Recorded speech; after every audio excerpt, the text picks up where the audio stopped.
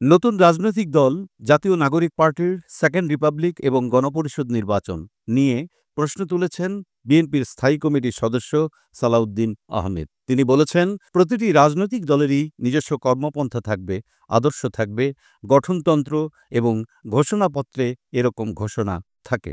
কেউ সমাজতন্ত্র চায়, কেউ অন্য কিছু চায়, কেউ হয়তো ধর্মভিত্তিক রাষ্ট্র প্রতিষ্ঠা করতে চায়। এরকম অনেক কিছু থাকে বিভিন্ন দলের রাজনৈতিক ঘোষণাপত্রে। আমি নতুন বন্ধুদের বলতে চাই, আমাদের বর্তমান রিপাবলিক কি অসুস্থ হয়ে গেছে?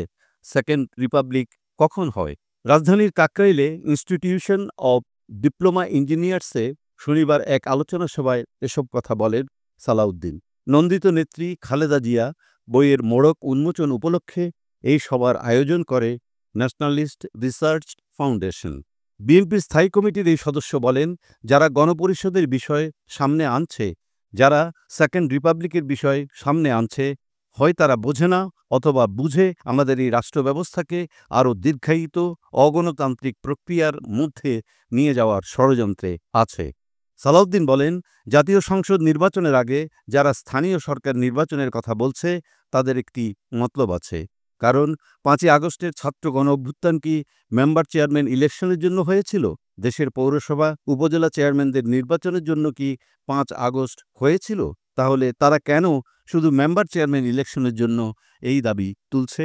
বিএনপির এই নেতা আরও বলেন, একটা বিষয় আছে, সেটা হচ্ছে গণতান্ত্রিক প্রক্রিয়ায় উত্তরণের পথটা যত দীর্ঘায়িত হওয়া যায় ততই বোধহয় তাদের লাভ। কারো ক্ষমতা দীর্ঘায়িত হবে আর কারো কারো মনোবাসনা পূর্ণ হবে। সভায় চলতি মাসে অর্থাৎ ঈদ উল ফিতরের আগেই জাতীয় সংসদ নির্বাচনের রোডম্যাপ ঘোষণার দাবি জানান সালাউদ্দিন আহমেদ। অন্তর্বর্তী সরকারের প্রধান উপদেষ্টার উদ্দেশ্যে তিনি বলেন, পরিষ্কার শুনে রাখুন মাননীয় প্রধান উপদেষ্টা, আপনাকে অতি শীঘ্রই জাতীয় সংসদের নির্বাচনী রোডম্যাপ প্রদান করতে হবে।